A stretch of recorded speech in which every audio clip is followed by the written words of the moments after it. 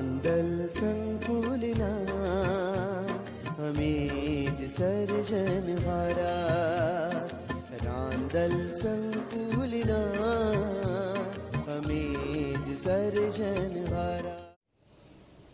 વિદ્યાર્થી મિત્રો, આજે આપણે પાઠ 11 માનવ આંખ અને રંગબેરંગી દુનિયાનો આજે બીજો મુદ્દો લેશું.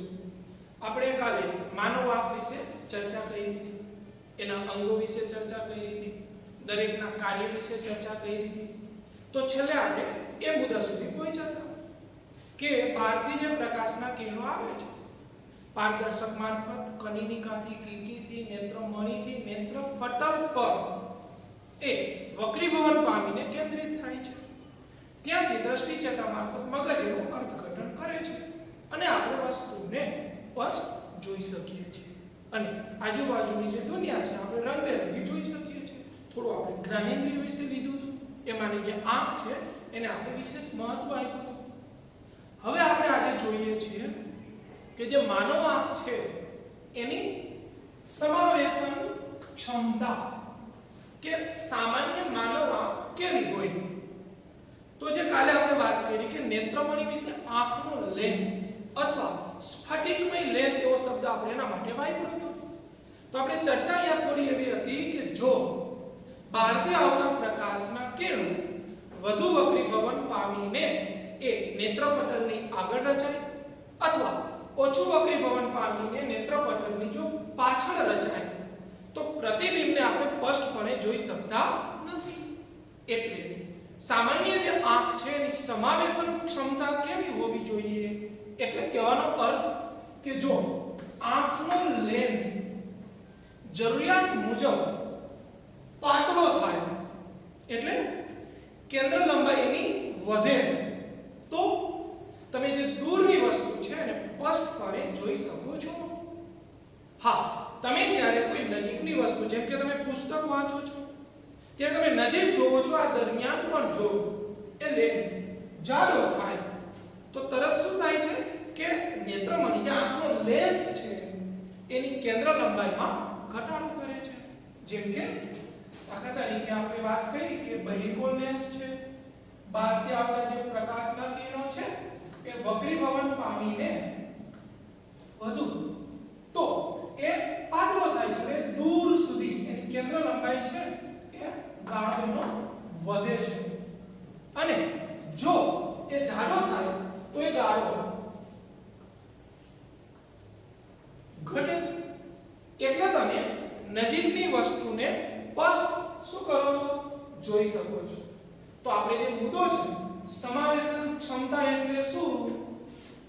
તો માનવ આંખની અંદર જે લેન્સ છે એની કેન્દ્ર લંબાઈમાં ફેરફાર કરવાની શું ક્ષમતા ને એની સમાવેશન ક્ષમતા કહે છે. મુદ્દો સમજ્યા? જો તમે વસ્તુને થોડી દૂર જોવો છો તો તમારી આંખ થોડી દૂરથી જોશે તો એ સમય દરમિયાન લેન્સ છે એ પાતળો બનશે અને જો તમે વસ્તુને નજીકથી જોવો છો તો ઓટો એ લેન્સ થોડો જાડો થશે અને કેન્દ્ર લંબાઈ છે ઘટશે તો વસ્તુને તો પણ તમે સ્પષ્ટ જોઈ શકો છો.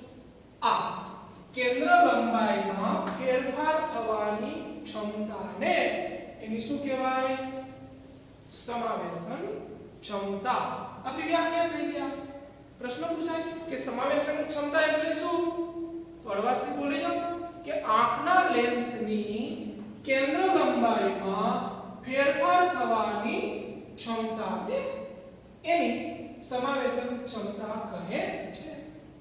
કદાચ બીજા બે હેતુલક્ષી પણ આપણે અંદર એડ કરી શકાય કે ચાલો આંખનો જે લેન્સ છે એ પાતળો થાય ત્યારે તો બોલ્યા કે કેન્દ્ર લંબાઈ એની વધે છે.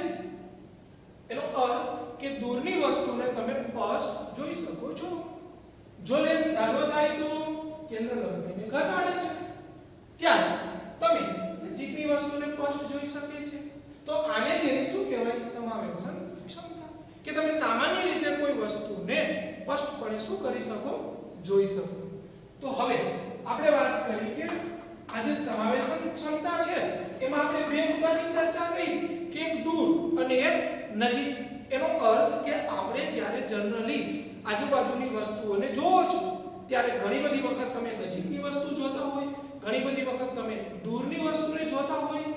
તો જ્યારે તમે નજીકની વસ્તુને જોવો છો એ અંતરને આપણે એનું લઘુત્તમ અંતર કહીએ છીએ. એટલે શું પ્રશ્ન થાય તમને અથવા પ્રશ્ન પૂછાય કે આંખનું લઘુત્તમ અંતર એટલે શું? ચાલો સમજો કે તમે અત્યારે પાઠ્યપુસ્તક જોવો છો, તમે એક હદથી વધુ તમે આંખની નજીક પાઠ્યપુસ્તક લાવશો તો શું થશે? તમે છેક સુધી એને જોઈ શકશો? ના. કદાચ તમે પ્રેક્ટિકલ પણ અત્યારે કર્યું હશે કે એક સમય એવો આવશે અમુક હદથી તમે પાઠ્યપુસ્તક નજીક લાવશો ત્યારે આજે છે ને એની કેન્દ્ર લંબાઈ એ હદ સુધી નજીક આવી શકતી નથી. એટલે એ જે અક્ષર છે એ જાફર થઈ જશે અથવા તો તમને નહીં પણ દેખાય. તમે અત્યારે પણ ચેક કરી શકો છો. તો કહેવાનો અર્થ શું છે કે આપણી આંખ સમજો કે સામાન્ય છે. જો આંખમાં ખામી હોય તો ફેરફાર હોઈ શકે. આના પછીનો જે આપણે મુદ્દો સમજશું એ આંખની ખામી વિશે સમજીશું, ત્યારે આપણે વિસ્તારથી ચર્ચા કરીશું. અત્યારે જસ્ટ એ કહું છું કે જો આપણી આંખ સામાન્ય છે, સમજો કે સારી છે, તો તમે નજીકથી કેટલા અંતરેથી તમે એને સારી રીતે સ્પષ્ટપણે જોઈ શકો છો?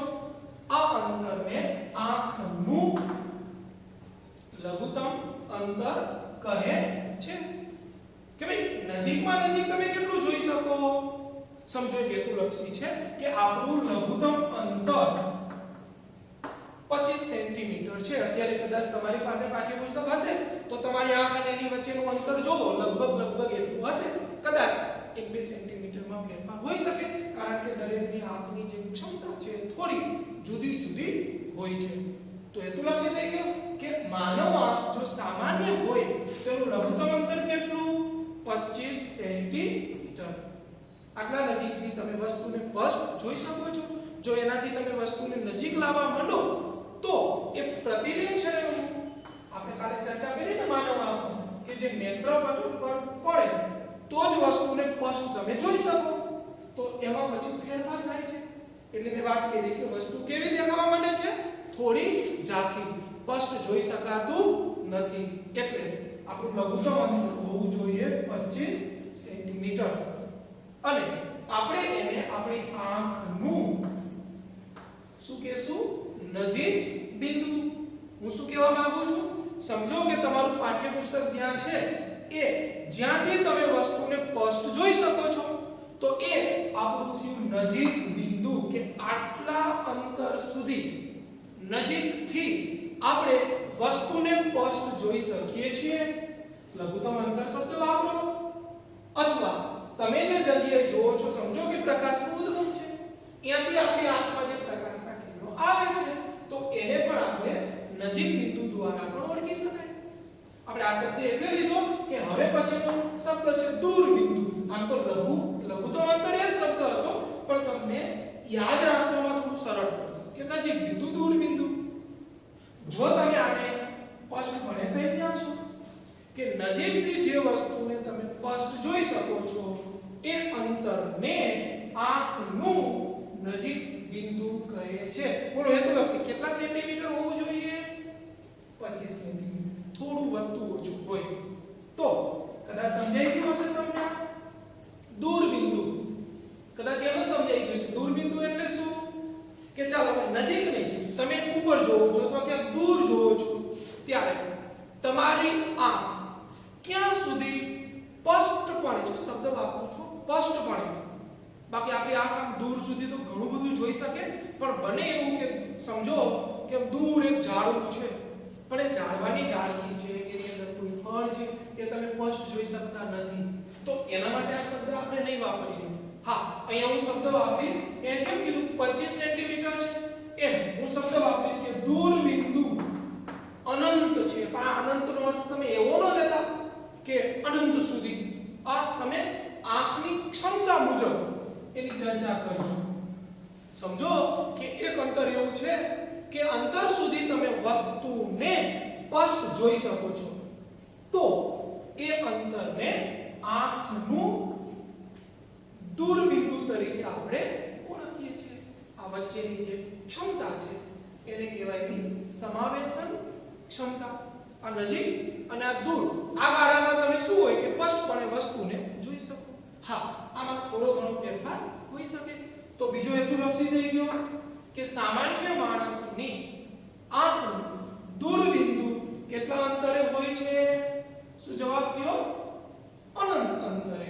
અનંતનો અર્થ શું લેજો મેં થોડી તમને સ્પષ્ટતા કરેલી છે. ચાલો, તો આ બધી વાતને કે આ ગાળામાં હવે શું વાત થઈ કે જો સામાન્ય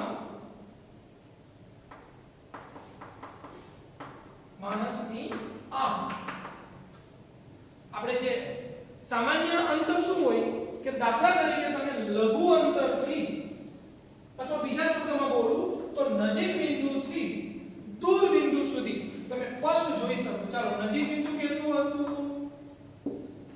25 સેન્ટીમીટર. દૂર બિંદુ કેટલું છે? અનંત અંતર.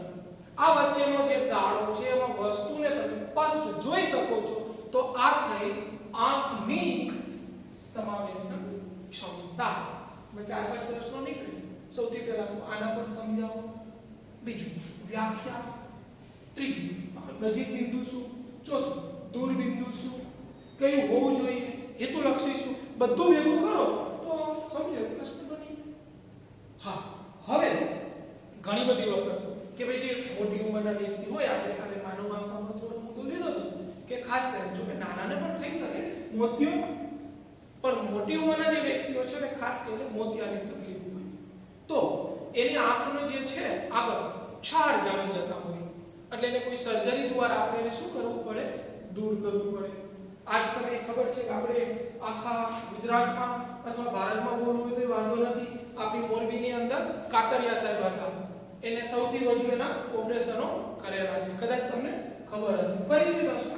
ખાલી તમારી જાણ માટે કહું છું. તો આ મોતિયો એટલે શું કે આપણે જે કાલે વાત કરી કે આંખની જે નેત્રમણી છે એની આગળ થોડું ક્ષાર જામી જાય એટલે બને શું કે તમે જે જોવો છો નજીક કે દૂર ધૂંધળું દેખાય, સારી રીતે જોઈ શકાય નહીં. તો સર્જરી કરીને આપણે એને દૂર કરી શકાય કે જેથી આપણે વસ્તુને વળી પાછા સ્પષ્ટપણે શું કરી શકીએ? જોઈ શકીએ. હા, એક તમારે જાણ માટે કહું છું કે જો કોઈને મોતિયો હોય અથવા તમને ખબર પડે તો એને જલ્દી શું કરવી પડે? સર્જરી. કારણ કે જો એને યોગ્ય સમયે સર્જરી કરવામાં ન આવે તો ઘણી બધી વખત માનવ આંખ છે એની દ્રષ્ટિને શું કરે છે? ગુમાવી દે છે. એટલે આવી બાબતમાં થોડું આપણે કેરફુલ રહેવું. આ હતી માનવ આંખની સમાવેશન ક્ષમતા.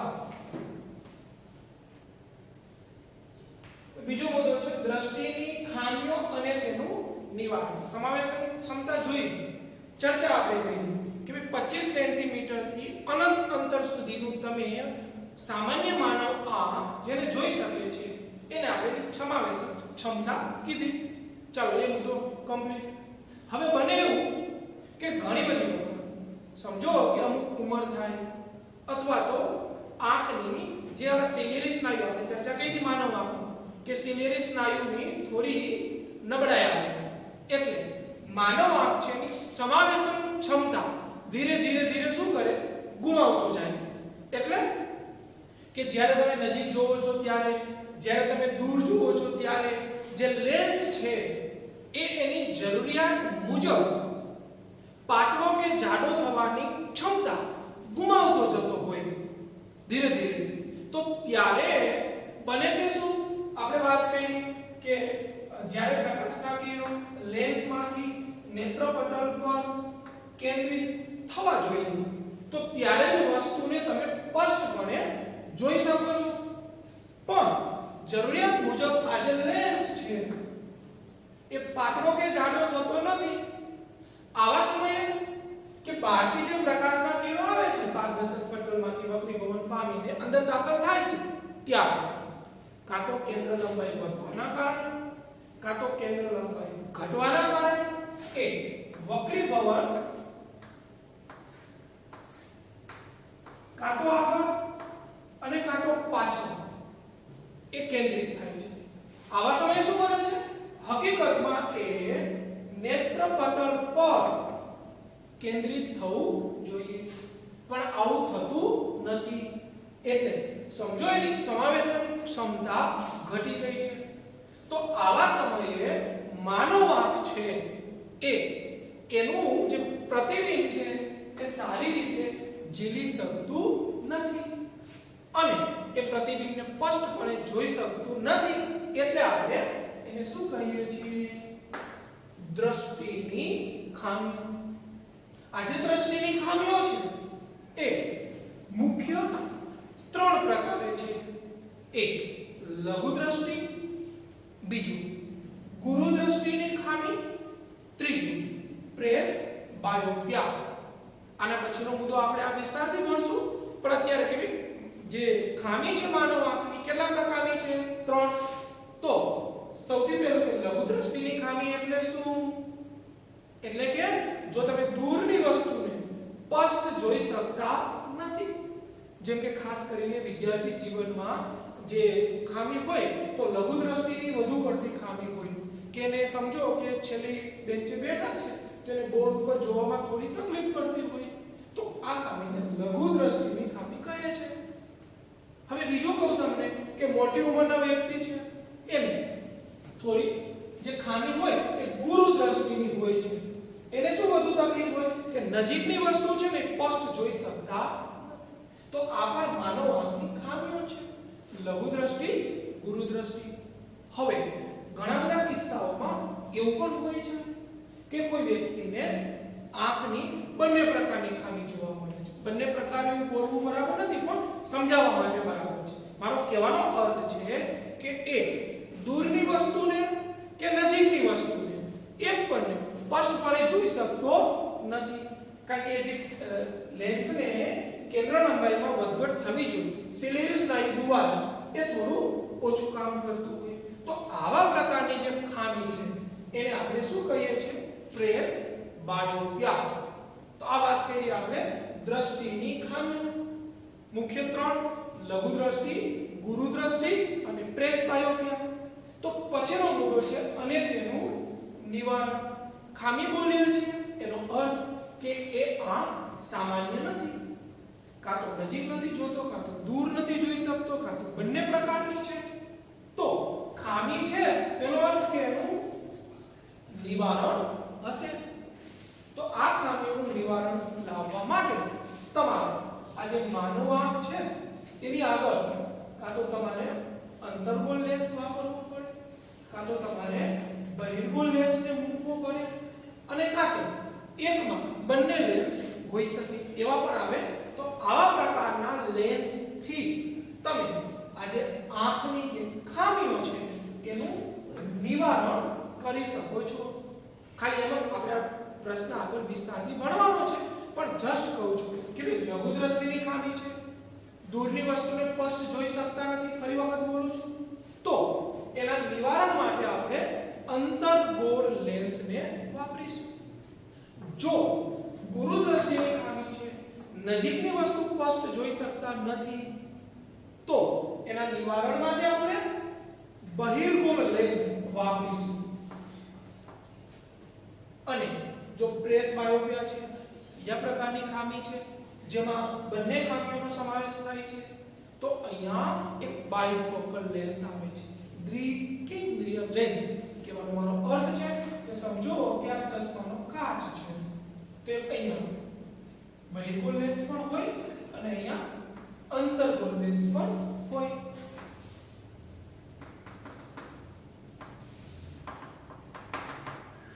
અંતર્ગોળ અને બહિર્ગોળ બંને લેન્સ એકમાં જ હોય છે. આ મુદ્દાને આપણે વિસ્તારથી ભણશું ત્યારે આ વિસ્તારથી આપણે એની ચર્ચા કરશું. ખાલી એમ જ હેતુલક્ષી માટે હતો અને સમજો કે કોઈ હેતુલક્ષી પૂછાય તો આમાંથી આપણે આને જવાબ આપી શકીએ.